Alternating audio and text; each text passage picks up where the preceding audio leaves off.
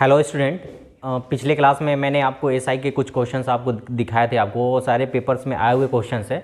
तो जितने भी क्वेश्चंस करेंगे हम पेपर में आए हुए क्वेश्चंस करेंगे, और ये हम आपको सिखाना चाहते हैं, बताना चाहते हैं कि पेपर का अटैम्प्ट, आपका पेपर में कैसे क्वेश्चंस को अटैम्प्ट करना है, कैसे आपको कैलकुलेशन को स्किप करना है, इन सारी चीज़ों की बातें करेंगे हम लोग। तो आज भी हम स्टार्ट करते हैं। ठीक है, आपके स्क्रीन पे साइड में क्वेश्चन दिख रहा होगा, पहले आप उसको अटैम्प्ट करो, अच्छे से बनाओ, उसके बाद हम बताते हैं इसका सॉल्यूशन कैसे करना होता है। ओके, देखिए क्वेश्चन ये कह रहा है कि एक व्यक्ति ने 9,000 रुपये का इन्वेस्टमेंट करा है। ठीक है, और उसने पहले पार्ट को 3%, फिर 4%, फिर 6% पे कर दिया इसने इन्वेस्टमेंट। तो ये पूछा है आपसे कि वर्ष के अंत में तीनों जगह से इसको बराबर साधारण ब्याज मिलता है। ठीक है, तो ये पूछ रहा है कि इसने 6% पे जो पैसा लगाया था उसने कितना पैसा इन्वेस्ट करा था। तो देखो ऐसे क्वेश्चन जब भी पेपर में आए तो हम तो कहते हैं कि डायरेक्ट ऐसा करो आप कि ऐसा लिख लो आप कि अगर मान लो कि P1 लगाया है 3% पे, ये बराबर होगा P2 के 4% के, और ये बराबर होगा P3 के 6% के बराबर होगा।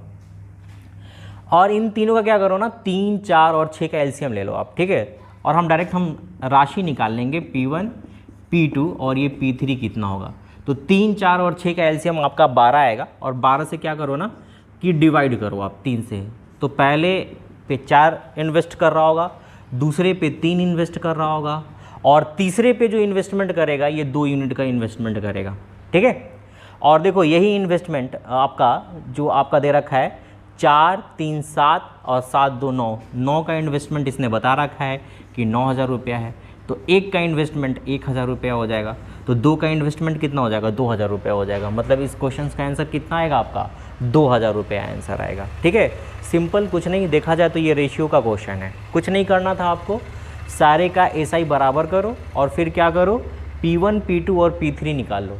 P1, P2 और P3 जो होगा आपका, इन तीनों का एलसीएम ले लो, 12 आएगा, और सबको डिवाइड करो इसके कोफिशिएंट से।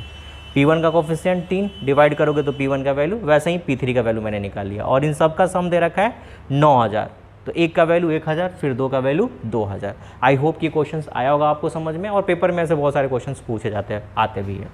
देखो ये जो क्वेश्चंस कह रहा था, ये जो क्वेश्चन आपका कह रहा है, बता रहा है कि एक अमाउंट है और ये जस्ट डबल हो जा रहा है। ठीक है, कितने सालों में जस्ट डबल हो रहा है, 12 साल में ये जस्ट डबल हो रहा है। तो आपसे पूछा है कि रेट ऑफ इंटरेस्ट बताइए कि क्या होगा, रेट ऑफ इंटरेस्ट इसको कितना मिला है, मतलब कि ब्याज दर कितना हुआ। तो यहाँ पे देखा जाए आपका जो प्रिंसिपल अमाउंट था 1 से 2 हो गया, कितने वर्ष में, 12 वर्ष में। तो अगर देखा जाए इसको ब्याज के तौर पे कितना मिला है, 1 मिला है, और ये ब्याज जो बच्चे मिला है 1 पे मिला है। ठीक है, ये ब्याज कितने पे मिला है, 1 पे मिला है, और गुने 100 कर दो, मतलब इतना परसेंट इसने ब्याज कमाया है। ठीक है, 100% इसने ब्याज कमाया है, और ये 100% ब्याज कितने में कमाया है, 12 साल में कमाया है। तो 1 साल में निकालना है आपको। तो 12 वर्ष में जब इतना है आपका, तो अगर 1 वर्ष के लिए निकालिएगा तो कितना आ जाएगा, ये 50/3। देखो ऑप्शन में खोजो 50/3 कहाँ पे बन रहा है, ऑप्शन में खोजो 50 सॉरी गलती काट दिया है, एक्चुअली यहाँ पे ये 100/12 आएगा। ठीक है, 100/12 आएगा। इसको 3 बार में डिवाइड करो, और ये डिवाइड हो जाएगा 25 बार में, मतलब 25/3% खोजो कौन सा ऑप्शन बन रहा है, सी ऑप्शन आपका आंसर हो जाएगा। ठीक है, तो इसमें कुछ करना कुछ नहीं था, आपको बस चेक कर लेना था कि आपका पैसा कितना बढ़ गया। पैसा आपका बढ़ गया है, 1 यूनिट भरा है। देखा जाए तो टोटल 100% का इंक्रीमेंट हो गया। ये 100% का इंक्रीमेंट कितने साल में, 12 साल में। तो आपको जब भी ब्याज दर निकालना होगा आप 1 साल पे निकालोगे, तो 1 साल पे निकालोगे तो 25/3, मतलब तीसरा नंबर आपका ये आंसर हो जाएगा। देखिए आपकी स्क्रीन पे क्वेश्चन है, ये क्वेश्चन आपका बहुत ही सिंपल आसान क्वेश्चन है। एक्चुअली मैं इसमें कैलकुलेशन दिखाना चाहता था आपको कि आप पेपर में बिना कैलकुलेशंस के भी आप क्वेश्चंस को किया जा सकता है, बनाया जा सकता है। और ये आया हुआ क्वेश्चन है, ये भी CSSL में पूछा हुआ क्वेश्चन है। देखो इसने बोला क्या है कि 35,000 का रुपया है और उस पर 11% का ब्याज लग रहा है। अब पूछा है आपसे कि एसआई बताओ कि क्या होगा इसका। तो एसआई आपको पता है 1 साल पे 11% ही मिल रहा है, तो हम सिंपल क्या करेंगे, 35,000 का 11/100 कर देंगे। ठीक है, और 11 का पारा तो आपको आना ही चाहिए। अगर मैं सिंपल गुना करूँ तो 11×5 = 55 और 11×3 = 33 38, मतलब कि आपका कितना, कौन सा ऑप्शन आ जाएगा, सी नंबर आंसर आ जाएगा 3850। हाँ, अगर आप चाहते हो कि हम 11 से भी मल्टीप्लाई ना करें, तो अगर आप डिजिट सम वगैरह आता हो आपको पेपर में, तो आप डिजिट सम का भी यूज़ करो। देखो जैसे यहाँ पे डिजिट सम हम यूज़ करके दिखाते हैं आपको। जैसे देखा जाए ये कितना हो जाएगा डिजिट सम, इसका देखा जाए तो 8 और यहाँ पे 2, फिर गुना कर दो, 8 दूना 16। मतलब जो आपका जो डिजिट सम 7 आ रहा है ना, यही आपका ऑप्शन में भी डिजिट सम 7 बनना चाहिए ऑप्शन से भी। तो चेक करो तो कौन से ऑप्शन में 7 बन रहा है। यहाँ पे देखा जाए तो 3 3 6 और 6 6 12 1 13, डिजिट सम हो गया 4 हो गया। यहाँ पे तो ये आंसर नहीं हो सकता आपका कभी भी। इसको चेक करो 5 3 8 बन रहा है, ये भी आंसर नहीं हो सकता है। इसको भी चेक करो 3 2 5, अब 5 2 7, यहाँ पे डिजिट सम आ गया 7। और यहाँ पे भी चेक कर लो 5 3 8 और 8 8 16, यहाँ पे भी आपका डिजिट सम 7 आ गया। अब इस क्वेश्चन में क्या है ना बच्चे कि थोड़ा सा आपको डिजिट सम दोनों जगह सेम आ रहा है, तो आपको मल्टीप्लाई ही करना पड़ेगा, ठीक है। 11 का मल्टीप्लिकेशन ही करना पड़ेगा। और हम 11 का आपको मल्टीप्लाई करने का तरीका भी बताते हैं, बहुत आसान तरीका है, ठीक है। इस क्वेश्चन का बताने का मेरे को बस यही था कि हम 11 का कैसे जल्दी गुना करोगे ये हम बता देते हैं। जैसे आपको देखो कितना से गुना करना था, 350 से गुना करना था ना। अगर 11 का पारा नहीं भी आता है तो आप कैसे कर लोगे। देखो अगर हम 11 से इसको गुना करेंगे ना, तो सिंपल देखो क्या करना होता है, इसको अंकों को जोड़ना होता है, ठीक है। पेयरिंग बना के इसको जोड़ना होता है।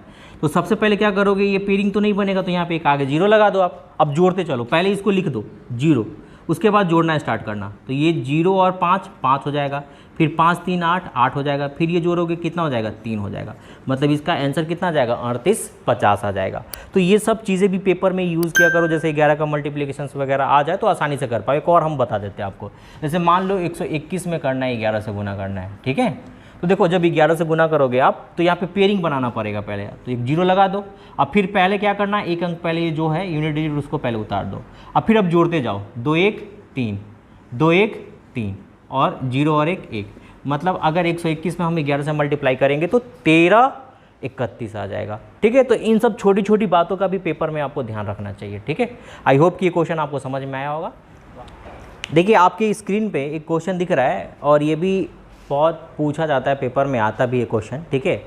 देखो क्वेश्चन ये कह रहा है कि एक बंदा है जो कि 10,000 रुपये इन्वेस्ट करता है और 15% की दर से करता है और 10% की 15% और 10% की दर से निवेश कर देता है ये। तो इसको 5 साल में ना दोनों जगहों से 6500 रुपये का ब्याज इसको मिल जाता है। कितने का ब्याज मिल जाता है, 6500 रुपये का ब्याज मिलता है। तो ये पूछा है कि दोनों के मतलब कि जो पैसा लगाया है P1 प्लस P2, इन दोनों में कितने रुपए का अंतर आ रहा है, ये आपसे क्वेश्चन में पूछा गया आपसे, ठीक है। तो देखो ऐसे क्वेश्चंस को बनाने के लिए क्या करोगे आप, सिंपल आप क्या करोगे कि 1 साल का पहले ब्याज निकाल लोगे। तो देखो तो 5 साल का अगर 6500 रुपया है तो 1 साल में ब्याज इसने कितना कमाया होगा, 1 साल में देखा जाए तो इसने ब्याज 1300 रुपये कमाया होगा, ठीक है। अब देखो क्या करना होता है, 1 साल का ब्याज आपको पता चल गया 1300 रुपया। अब ऐसा करो, आप ऐसा समझो कि आपने पहले ना दोनों जगह से 10-10% कमाया है, यहाँ से भी 10% और यहाँ से भी 10% कमाया है। तो 15% को मैं ऐसा लिख दिया।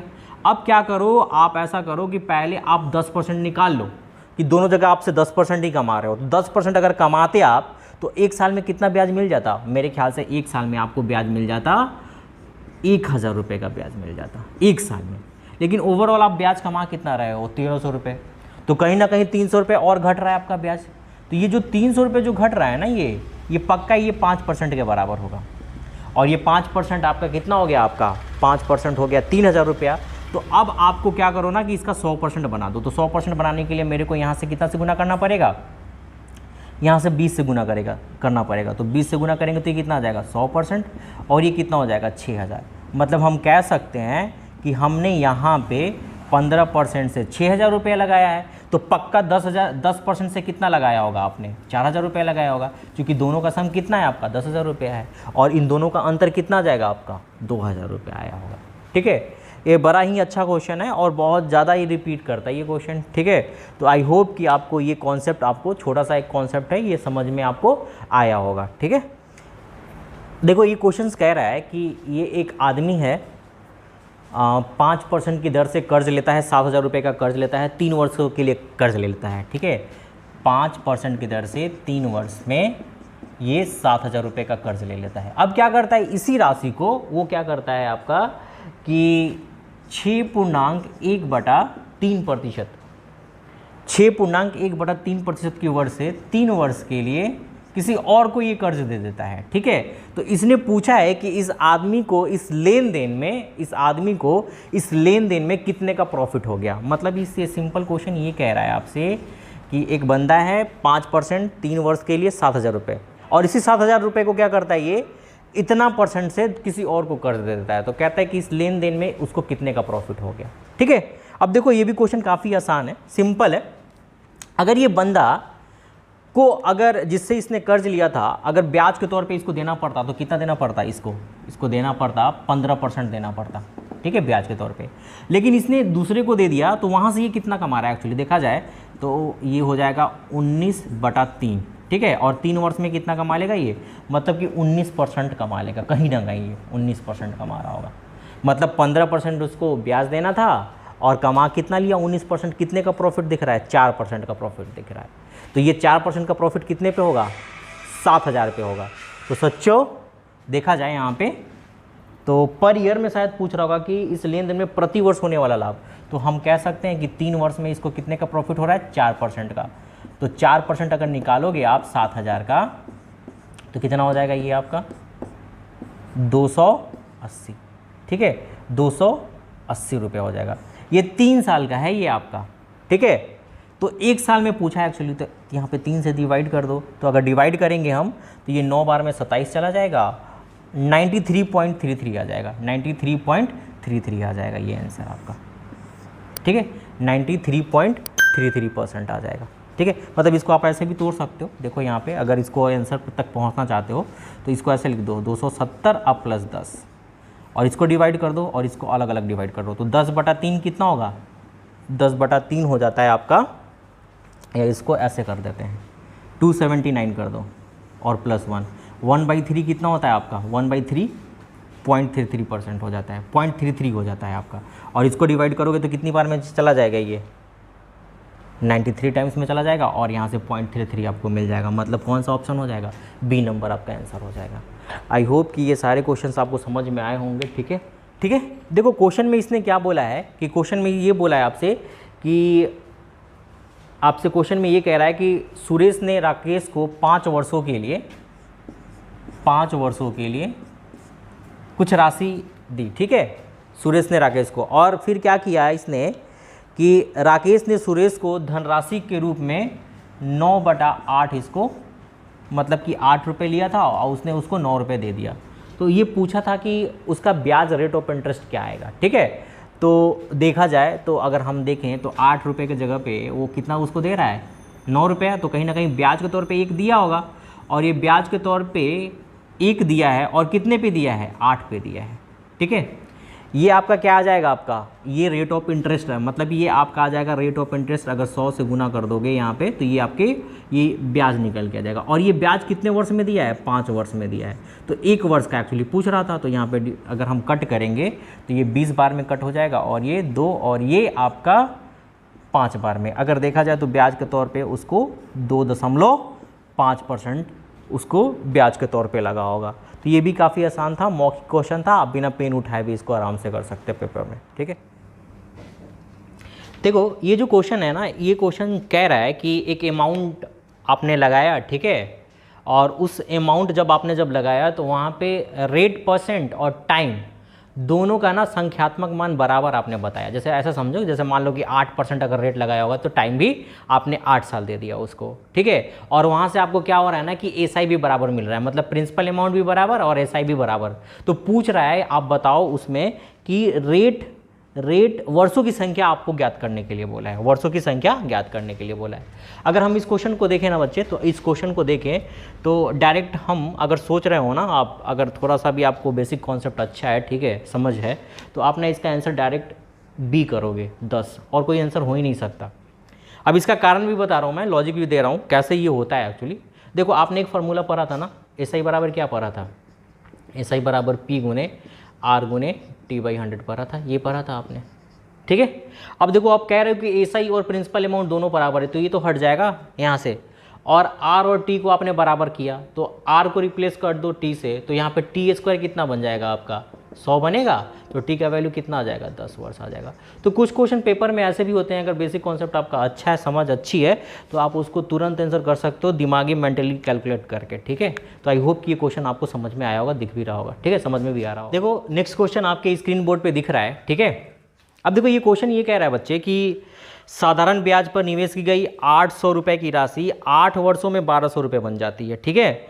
अब कह रहा है इसी ब्याज दर से इस राशि पर इसी ब्याज दर से, मतलब कि यही रेट लगा रहा है ये, और इसी प्रिंसिपल अमाउंट पे 6 वर्षों का साधारण ब्याज आपसे पूछ रहा है कि कितना होगा।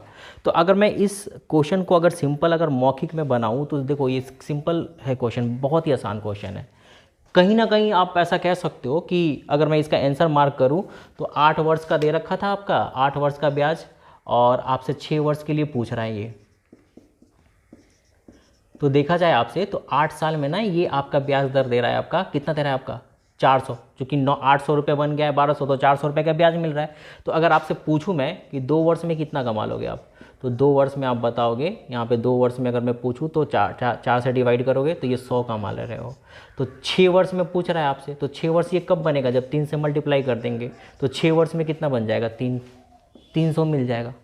लेकिन इस क्वेश्चंस को ऐसे बनाने से पहले मैं आपको इसमें जो बेसिक बातें हैं ना, जितनी जल्दी मैंने बनाया वो समझना पड़ेगा, आपको भी समझना पड़ेगा, ठीक है। तो पहले इस चीज़ को समझ लो, पहले अच्छे से इसके कॉन्सेप्ट को समझ लो कि ये कॉन्सेप्ट कहता क्या है। जैसे आपको एक चीज़ पता है कि जो आपका एसआई होता है, एसआई जो होता है वो होता है P गुने R गुने T/100, यही होता है। मतलब कहीं ना कहीं एसआई डिपेंड करता है आपके प्रिंसिपल अमाउंट पे, रेट पे और टाइम पे डिपेंड करता है, ठीक है। तो अगर ऐसा करते हैं हम इस पे कि हम ऐसा कह सकते हैं ना कि एसआई जो हो जाएगा आपका डायरेक्टली प्रोपोर्शनल P R और T के, मतलब एसआई जो होगा आपका डिपेंड करेगा P पे, R पे और T पे।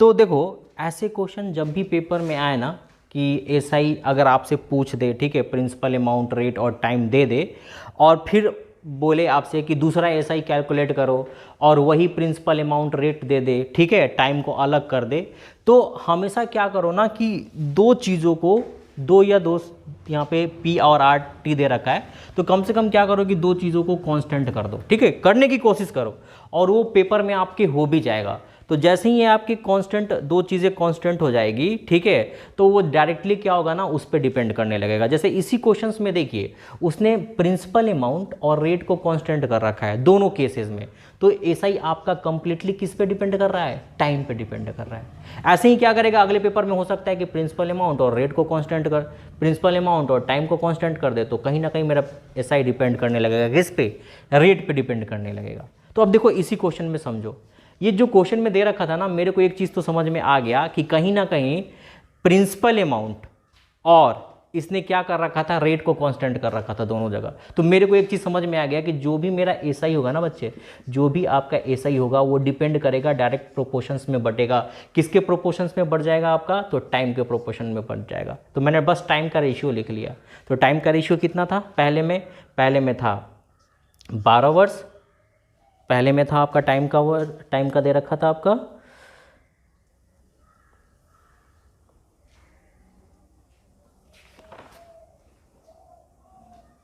पहले में टाइम का रेशियो था आपका, पहले में जो टाइम का रेशियो था आपका 8 वर्ष, टाइम का रेशियो पहला था 8 वर्ष और 6 वर्ष में पूछा था। तो देखो एसआई जो होगा आपका टाइम पे डिपेंड करेगा, तो हम डायरेक्ट यहाँ पे ऐसा लिख लेते हैं एसआई। अब 4 और 3 के अनुपात में बढ़ता, तो देखा जाए तो यहाँ पे ये काटोगे तो ये 4 और 3 के रेशियो में बढ़ जाएगा, और 4 का वैल्यू तुम्हारा दे रखा था, 4 का वैल्यू कितना हो जाएगा 400, तो 1 का वैल्यू 100, तो 3 का वैल्यू 300, मतलब इसका आंसर कौन सा हो जाएगा आपका डी। तो पेपर में ना एकदम ऐसे ही मेंटली कैलकुलेट करो, आप ये पकड़ लो कि कांस्टेंट क्या क्या है, ठीक है। तो इस क्वेश्चन में आपका प्रिंसिपल अमाउंट और इसने क्या कांस्टेंट कर रखा था, रेट कांस्टेंट रखा था। तो कहीं ना कहीं आपका ऐसा डिस्ट्रीब्यूट होगा, टाइम के रेशियो में डिस्ट्रीब्यूट हो जाएगा। तो एक था 8 साल और दूसरा था आपका 6 साल, तो रेशियो 4 और 3 का बन जाएगा। 4 का वैल्यू दे रखा था तो 3 का आराम से निकाल लो।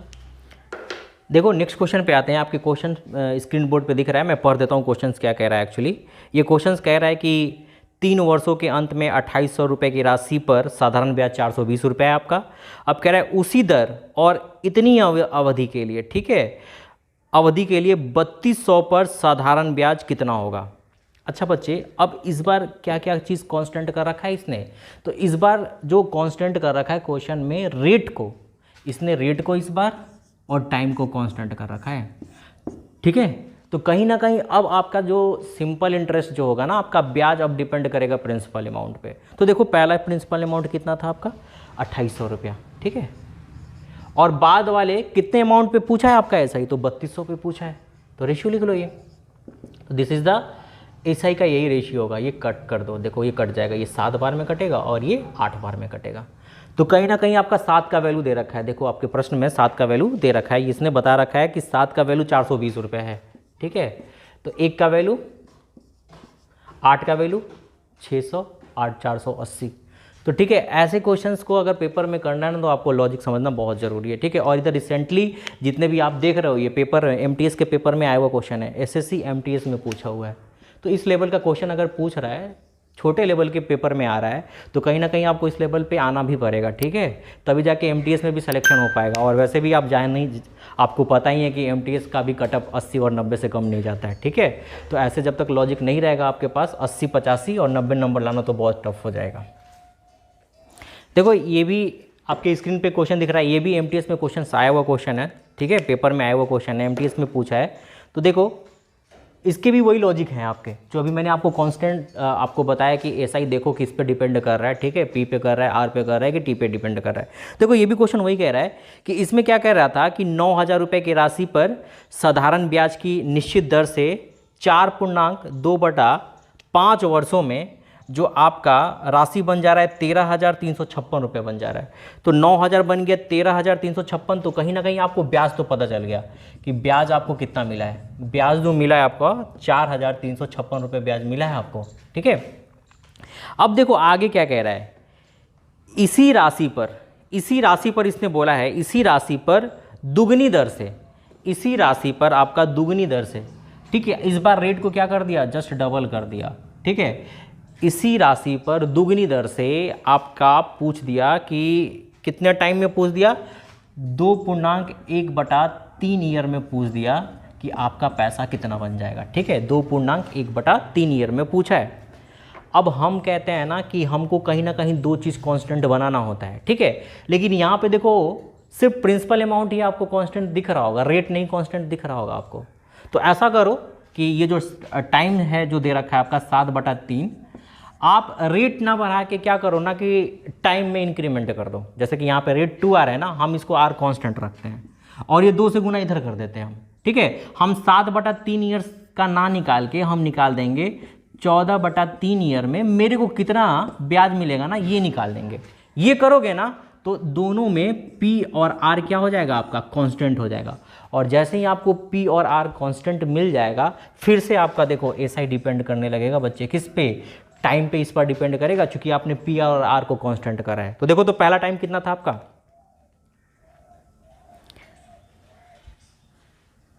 पहला टाइम कितना था आपका, देखा जाए तो 4.2/5, मतलब कि हम कह सकते हैं 22/5 था। और दूसरा टाइम कितना हो जाएगा, 14/3 हो जाएगा, ठीक है। तो 14/3 में पूछा है आपका ऐसा ही। तो इसको पहले फ्रैक्शन को हटा दो, तो 15 से गुना कर दो दोनों तरफ। तो जैसे ही 15 से गुना करोगे ये 66 बन जाएगा, और ये अगर गुना करेंगे हम 15 से, इसमें गुना करेंगे तो 14×5 70 बन जाएगा, ठीक है। और देखो 66 का ब्याज दे रखा है, कितना है, 66 क्रॉसपॉन्ड कर रहा है आपका 4356 क्रॉसपॉन्ड कर रहा है, ठीक है। आपको 70 बराबर निकालना है, तो 70 बराबर कितना हो जाएगा आपका 4356 और डिवाइडेड बाई 66 और गुने 70। फिर से एक आपके लिए ना कैलकुलेशंस का यहाँ से एक पार्ट निकल के आएगा। देखो ये वाला कैलकुलेशन आपको करना पड़ेगा। अगर कैलकुलेशन आपका अच्छा है तो फिर तो कोई बात ही नहीं है, आराम से आप कर पाओगे। और ये देखो ये नंबर कटता हुआ भी दिख रहा है 6 से, सॉरी 11 से, ये नंबर ऊपर नीचे कटता हुआ दिख रहा है। तो पहले तो 11 से डिडक्ट कर लो। अब आपको लगता होगा सर आपने कैसे पहचान लिया, तो बेशक सिंपल, देखो इसको घटाओगे कितना हो जाएगा 1 और यहाँ से -1। आपको पता है ना सम ऑफ डिजिट करोगे अगर 0 आ जाए तो 11 से नंबर कटता है, तो ये नंबर 11 से कट जाएगा। 11 अगर काटोगे तो 11 या 33 3 बार में, ठीक है। 33 और 7 3, यहाँ से कितना बच जाएगा आपका 33, 7 और 3 10, 105 बन जाएगा। तो 9 बार में 99, फिर यहाँ से बच जाएगा आपका 6, तो 6 बार में 66, मतलब ये कट जाएगा 6 बार में कट जाएगा। फिर से ये 6 से देखो कट जा रही है, कितनी बार में 6 गुने 6, तो 66 गुने 70 कितना आ जाएगा 7 6 42 और 48, 48 20, मतलब इसमें उतना 7 6 42, 7 6 42, अब 42 4 46, मतलब कि 46 20, मतलब इसमें उतना कैलकुलेशन था नहीं ज़्यादा, ठीक है। तो आप आराम से इसका आंसर ऐसे आप निकाल सकते हो।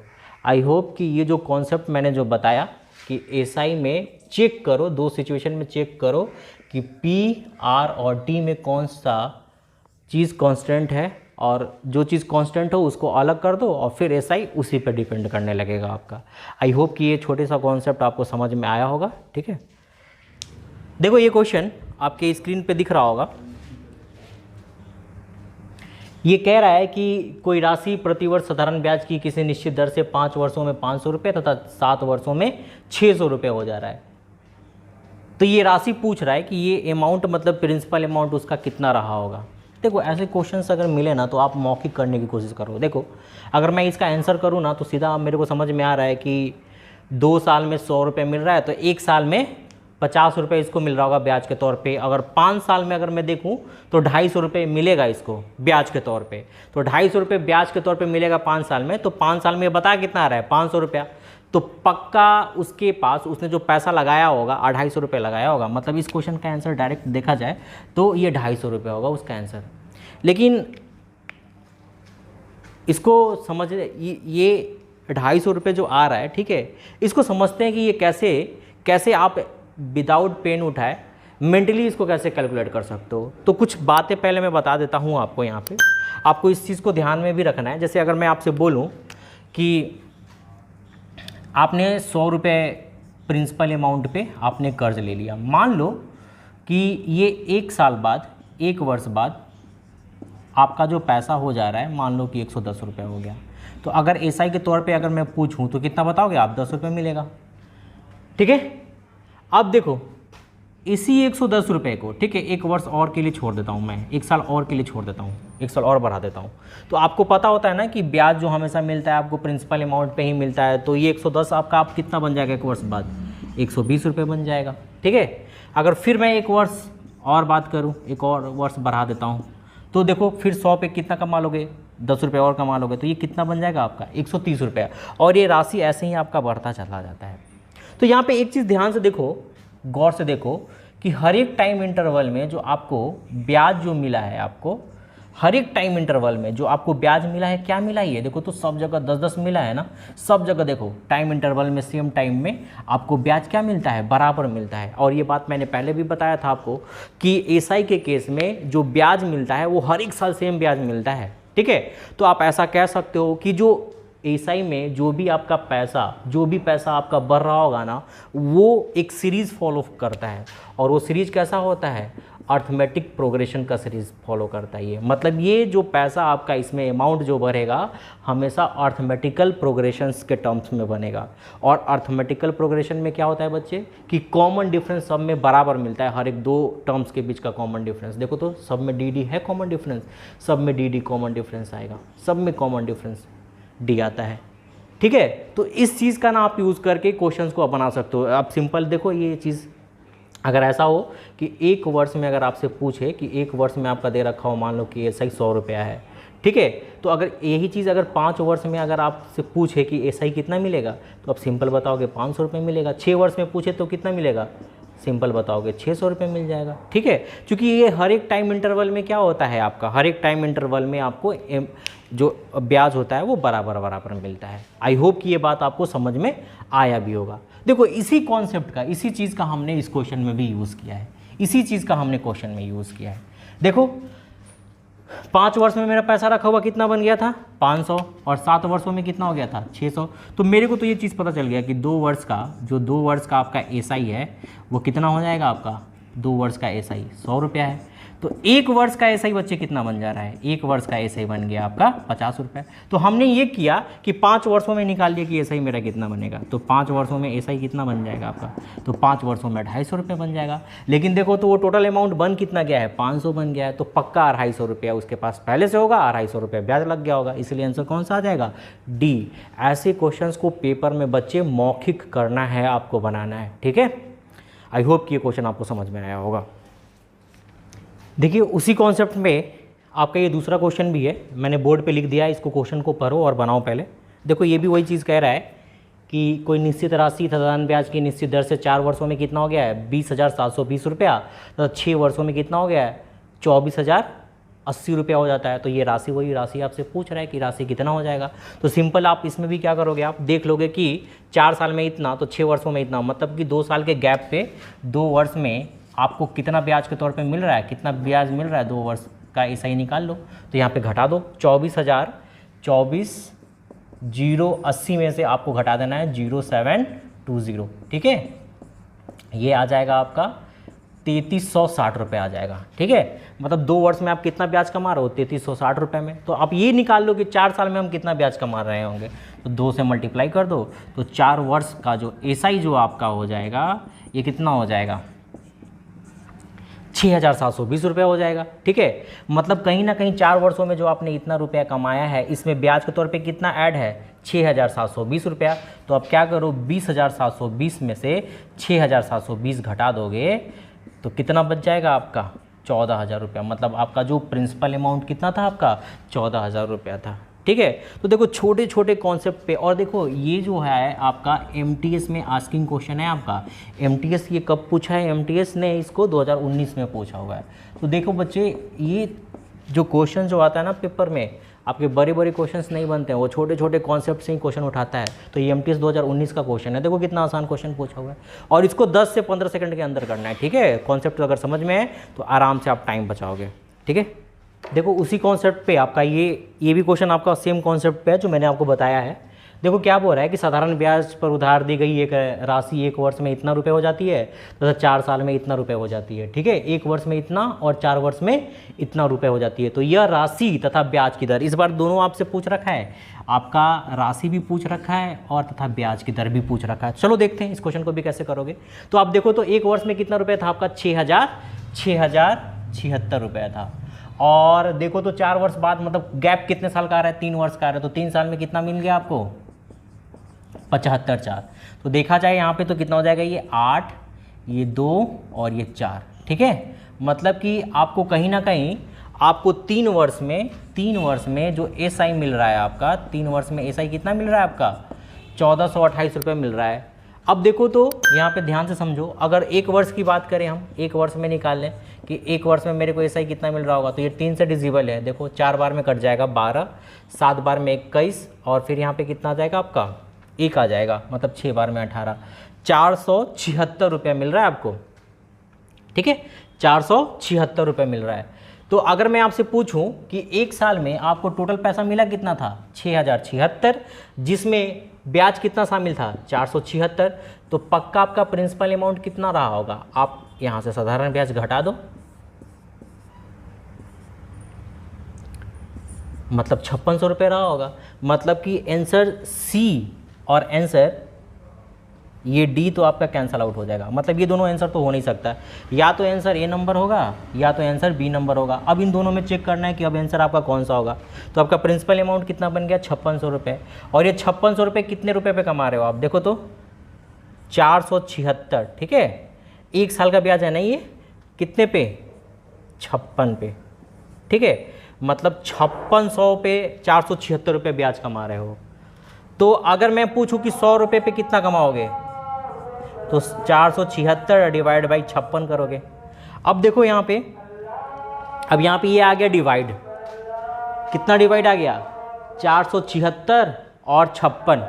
अब ये कहीं ना कहीं पक्का 96 से ये डिजिबल हो रहा होगा, ठीक है। अगर हो रहा होगा तो प्योर इंटीजर आंसर आएगा। तो आंसर अगर प्योर इंटीजर आएगा तो पक्का ये 9 से भाग लगेगा, और जब 9 से भाग लगाओगे तो पक्का ये 9 का मल्टीपल होगा। तो 9 से गुना करके चेक करो तो 9 छक 56, ऊपर 4 आ रहा है क्या यूनिट प्लेस पे, नहीं आ रहा है ना, तो ये भी आंसर तुम्हारा गया। आंसर कौन सा आ गया, बी नंबर आंसर हो जाएगा। तो कैलकुलेशंस को जितना ज़्यादा स्किप करना है उतना ज़्यादा स्किप आपको करना पड़ेगा पेपर में। देखो अब जब तक तुम कोई बच्चा ये डिवाइड कर रहा होगा तब तक तुम आंसर करके आगे निकल जाओगे। पेपर में 10 सेकंड भी बहुत मायने करता है आपके पेपर के लिए, ठीक है। तो हर एक क्वेश्चन में अगर 10-10 सेकंड बचा रहे हो ना तो 25 क्वेश्चन होता है, देख लो कितना बच गया।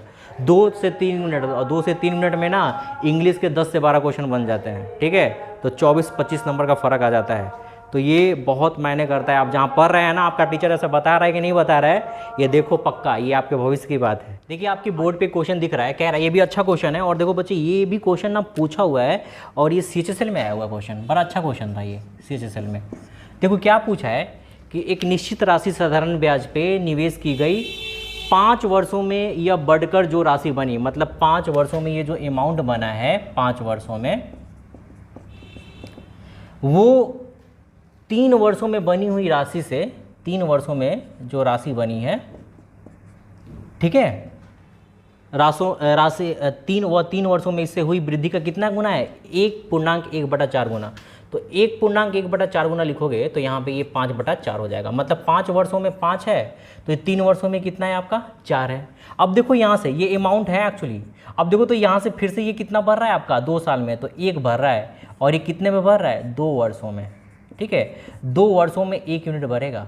तो हम ऐसा करते हैं ना कि हम 3 साल में निकाल लेते हैं, 3 साल में कितना बढ़ता होगा, तो 1 वर्ष में ये कितना बढ़ जाएगा, 1 वर्ष में बढ़ जाएगा 0.5 यूनिट बढ़ जाएगा। तो अगर आप 3 वर्षों में निकालोगे तो 3 वर्षों में ये पैसा कितना आपका ब्याज के तौर पे देगा, ये ऐसा ही मिलेगा, ये निकाल लो। तो 3 वर्षों में कितना हो जाएगा, 1.5 यूनिट हो जाएगा।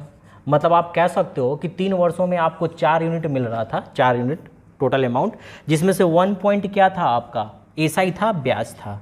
तो पक्का आपका प्रिंसिपल अमाउंट कितना रहा होगा, यहाँ पे देखा जाए तो 2.5 प्रिंसिपल अमाउंट रहा होगा, ठीक है। आपसे रेट ऑफ इंटरेस्ट मिला है तो प्रिंसिपल अमाउंट आपको मिल गया। तो 1.5 कितने पे ले रहे हो, 2.5 पे, गुने 100 करो, ठीक है। अब देखो ये कटेगा, ये पॉइंट से पॉइंट हट जाएगा, ये 4 बार में चला जाएगा, ठीक है। मतलब कितना आ जाएगा आपका ये 60%। लेकिन देखो 60% कितने साल में, 3 साल में, तो 1 साल में कितना परसेंट, 20%। तो क्या आंसर आ जाएगा आपका, 20% आपका आंसर आ जाएगा, उत्तर आ जाएगा। आई होप कि ये जितने सारे मैंने क्वेश्चंस आपको करवाए हैं ये सारे आपको अच्छे लगे होंगे, इसके सॉल्यूशन आपने देखा होगा। देखिए आपकी स्क्रीन पे ये क्वेश्चन दिख रहा है, जस्ट जो मैंने आपको अभी करवाया है एकदम सेम क्वेश्चन वही क्वेश्चन है। तो इसको भी कोशिश करो, करने की कोशिश करो। फिर से आप पहले देख लेना कि आपका प्रिंसिपल अमाउंट कितना है।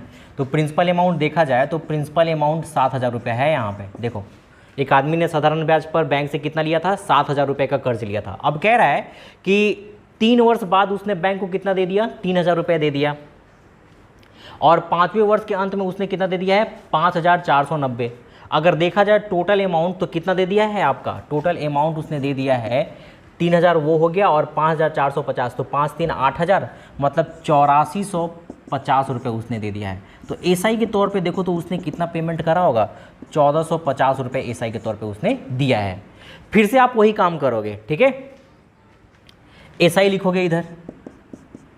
अब एसआई बराबर क्या होता है, पी गुने आर गुने टी बाई 100। लेकिन इस बार उसने कुछ दिया नहीं है शुरुआत में, तो जो भी इस बार ब्याज लगेगा आपका 7,000 रुपये ही लगेगा। और 7,000 रुपये मान लो कि R% से दे रहे हो तो R/100, और गुने कितने साल के लिए इस पर दोगे, 3 साल के लिए।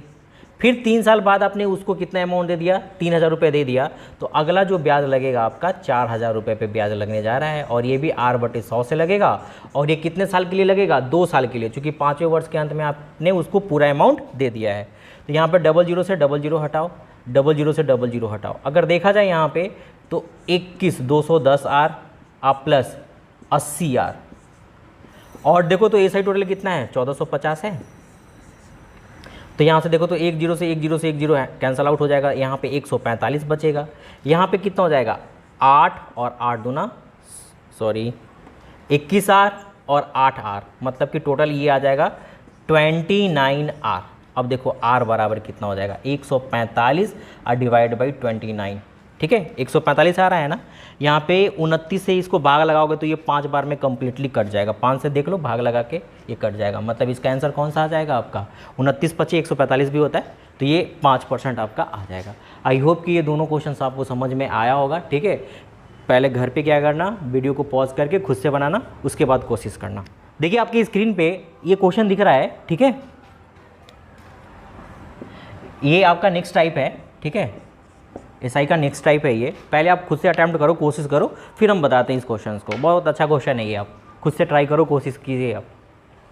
आई होप आपने बनाया होगा। देखो क्वेश्चन में क्या कह रहा है कि अगर देखा जाए ना तो ये एसआई का इंस्टॉलमेंट वाला क्वेश्चन आ जाता है। 2 तरह का इंस्टॉलमेंट पढ़ना है, तो ये पहले टाइप का है इंस्टॉलमेंट में क्वेश्चन। ठीक है, अब देखो क्या कह रहा है कि किसी पेन का नगद मूल्य कितना दे रखा है आपका 60 रुपये दे रखा है। तो हम कह सकते हैं कि पेन का नगद मूल्य उसने बताया, तो ये आपका क्या हो जाएगा, उसका प्रिंसिपल अमाउंट हो जाएगा। मतलब कह सकते हैं कि उस पेन का जो जाम होगा वही आपका प्रिंसिपल अमाउंट हो जाएगा।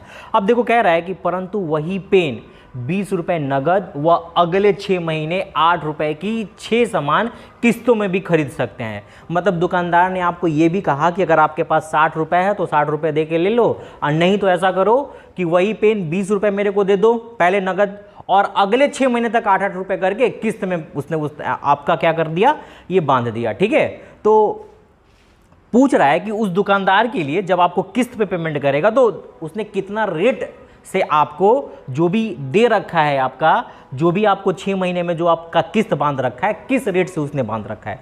काफ़ी अच्छा क्वेश्चन है। देखो कैसे करोगे, सबसे पहले इस क्वेश्चन में जानते हो क्या करोगे, सबसे पहले आप क्या करोगे ना, प्रिंसिपल अमाउंट फाइंड आउट कर लेना। तो प्रिंसिपल अमाउंट देखो दिख गया 80 रुपया। अब आप उसको कितना दे रहे हो, पेमेंट कर रहे हो ना, ये भी निकाल लेना। तो पहले आपने उसको 20 रुपये दिया है, आप फिर देखो 6 महीने तक कितना दिया है 8 रुपया, तो 8 छक 48 और 20 टोटल कितना दे दिए 48, और ये 48 हो गया और 20, मतलब आपने टोटल अमाउंट इसको 66 दे दिया।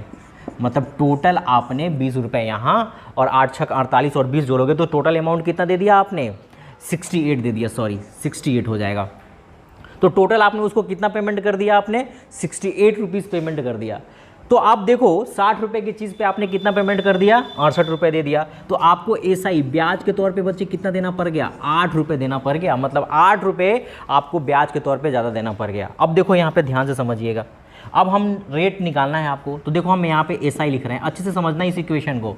ठीक है, एसआई हमने लिख दिया, और एसआई बराबर क्या होता है P गुने R गुने T/100, और एसआई हमेशा किस पे लगता है, प्रिंसिपल अमाउंट पे।